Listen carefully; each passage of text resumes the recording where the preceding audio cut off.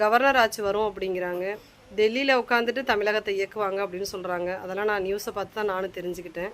ஆனால் இல்லை, இப்போ உள்ள யங் ஜெனரேஷன் வந்து தம்பி தங்கைங்க தாவேக்காவில் உள்ளவங்க எல்லாரும் போய் ஆர்ப்பாட்டம் பண்ணுறோன்னு சொல்லி மெரினாவுக்கு போனாங்கன்னு, அங்கே போய் யாருக்கோ ஏதோ ஒன்று நடக்குது. போன டைம் ஜல்லிக்கட்டில் நடந்து ஒரு பையன் இறந்து போனான், தெரிஞ்சவங்களோட பையன். ஆனால் அவங்க ஃபேமிலியே இதாகிடுச்சுங்க. நீங்கள் எவ்வளோ பணம் கொடுத்தாலும் ஒருத்தவங்களோட இழப்புங்கிறது யாராலையும் அது ஈடுகட்ட முடியாது. இப்போ திடீர்னு பார்த்தா இத்தனை பேர் இணையிறன்னு சொல்கிறாங்க, அவருக்கு ஆதரவு தர்றேங்கிறாரு. விசிக தலைவர் திருமாவளவன் ஐயா அவர்கள் வந்து ஆதரவு தர்றேன்னு நேற்று சொன்னாருங்க.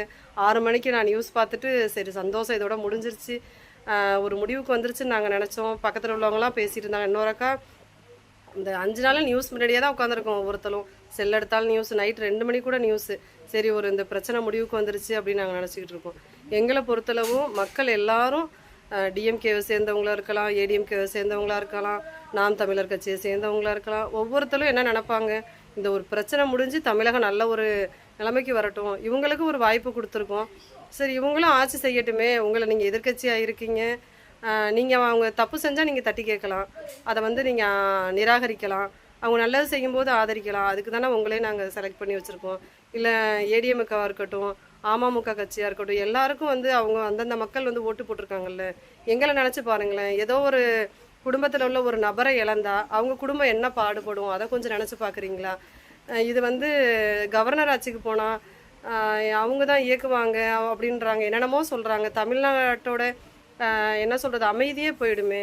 தமிழ்நாட்டில் நாங்கள் எல்லாரையும் தானே, இது சாதி மத பேதம் இல்லாமல் எல்லாரும் ஒன்றா வாழ்கிற நாடு தமிழ்நாடு தான். அப்படி இருக்கும்போது ஏன் இப்படிலாம் பண்ணுறீங்க? இந்த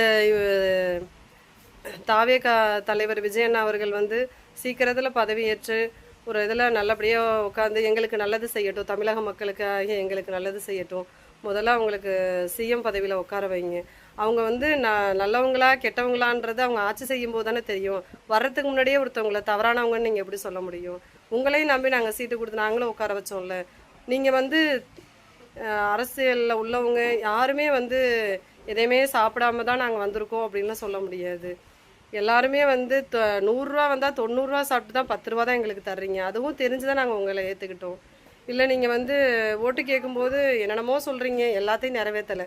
அப்பயும் நாங்கள் உங்களை வந்து ஆதரிக்க தானே செய்கிறோம். சரி, அந்த ஒரு நல்லது செஞ்சாலும் அந்த ஒரு நல்லதை நாங்கள் நினச்சி தானே நாங்கள் ஆதரிக்க செய்கிறோம். ஆனால் எங்களை நினச்சி பாருங்கள், தமிழக மக்களை நினச்சி பாருங்கள், இந்த வாலிப பிள்ளைங்க பசங்களை நினச்சி பாருங்கள், ஒவ்வொரு குடும்பத்தை நினச்சி பாருங்கள். தமிழகத்தில் போராட்டம் வரக்கூடாது, அவ்வளோதான். ஏன்னா ஒவ்வொரு குடும்பத்தில்